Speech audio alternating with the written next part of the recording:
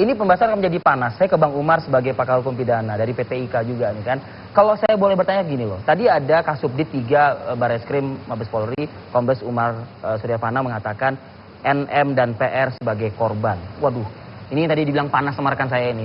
Ini bisa jadi masyarakat Indonesia, sebagian kalangan masyarakat Indonesia panas mendengar pernyataan tersebut. Tepatkah disampaikan oleh seorang kepolisian? Baik, terima kasih. Karena yang ditetapkan atau yang digunakan adalah Undang-Undang Perdagangan Orang, maka kita merujuk pada pengertian korban menurut undang-undang tersebut. Menurut Undang-Undang Perdagangan Orang, definisi korban yang diatur dalam pasal 1 ketentuan umum ya, poin 3 dikatakan korban adalah orang yang mengalami penderitaan mental, fisik, dan psikis. Nah, sekarang kita lihat apakah orang-orang yang disebut korban itu masuk dalam kualifikasi ini, apa nampak penderitaan mental, psikis, fisik. Mengalami penderitaan nggak menurut Pak Umar dari saya tidak melihat mereka ini mengalami penderitaan gitu ya. Psikis tidak? Psikis tidak, fisik? Mereka cengengesan ya, fisik kita nggak tahu ya. Saya pikir nggak juga, tidak ada tanda-tanda itu. Artinya kualifikasi korban untuk diterapkan pada 2 orang ini tidak masuk menurut saya. Itu menurut undang-undang mengenai perdagangan manusia. Ya. Ada undang-undang yang lain yang sebetulnya bisa diterapkan atau tidak? Untuk 2 orang ini tidak ada. Jadi yang mesti kita bersepakat walaupun tidak suka bahwa pelacur di Indonesia itu tidak bisa dihukum.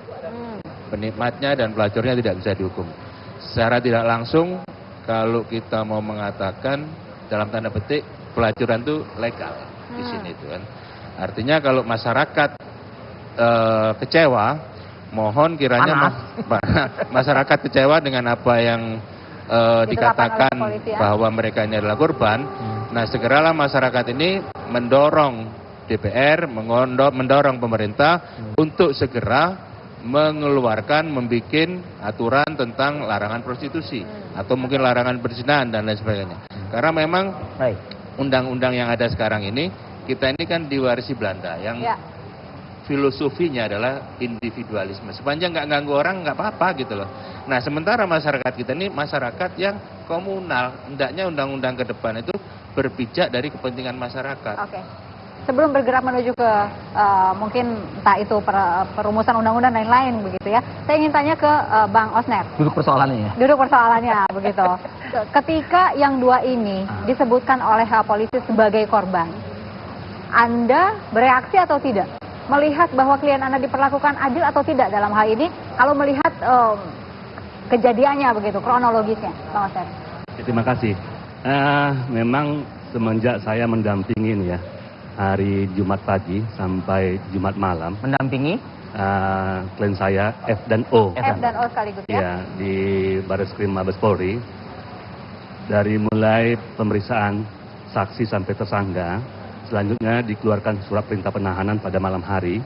Ya, saya memang mendengar NM dan PR ini sebagai korban. Ya, tadi saya memang ya udah nggak apa-apalah. Yang penting kan mau dimasukkan ke dinas sosial. Walaupun kemudian keluar juga ke rumah karena penuh. Saya pikir kalau masuk kayak korban narkoba ya, tetap direhab ya berdasarkan putusan pengadilan. Nah, tetapi dengan siang tugas polisi sudah melakukan maksimal mengantar ke dinas sosial. Kemudian sore harinya dia langsung dilepas. Loh, siapa sih nggak berang? Siapa sih nggak marah? Siapa sih nggak kecewa? Khususnya klien saya juga. Kenapa klien Anda berang dan marah? Pertanyaannya itu aja dah. Nah, karena gini, dia ceritakan semua. Dan kan itu mohon maaf ya, kan yang menjerumuskan kan klien Anda. Bukan, karena mau. Karena kenapa? Ini satu rangkaian ya. F, O, PR, NM, ini satu rangkaian. Kenapa saya katakan satu rangkaian? Nah, awalnya begini. O ini kan bekerja di salah satu klub Jakarta, udah 2 tahun. O ini kedatangan seorang tamu, yang mana tamu ini sudah menjadi pelanggan yang sering datang situ. Ya. Nah, kemudian tamu ini yang inisialnya D, memohon kepada O untuk dicarikan wanita sebagai pelayan tamunya D ini, ada 2 orang. Nah, kemudian O menawarkan yang ada bekerja di situ, tetapi D tidak menerima karena dia mau artis, ya mau artis. Nah, karena O ini untuk jaringan artisnya kurang, dia menyampaikan temannya ke si F. Nah, F ini menyampaikan si D ini meminta artisnya kalau bisa inisial CW. Nah, kemudian si F ini menghubungin PR, ya, menghubungin PR. Ada tawaran begini, itu semua ada dituangkan dalam WA atau SMS ya, Oke. di BAP udah dituangkan semua dan barang bukti handphone sudah disita oleh penyidik. Baik. Nah, kemudian PR mau, PR juga menentukan tarifnya, berapa tarifnya. Itulah kita tahu tarifnya itu ya 25 juta, ya.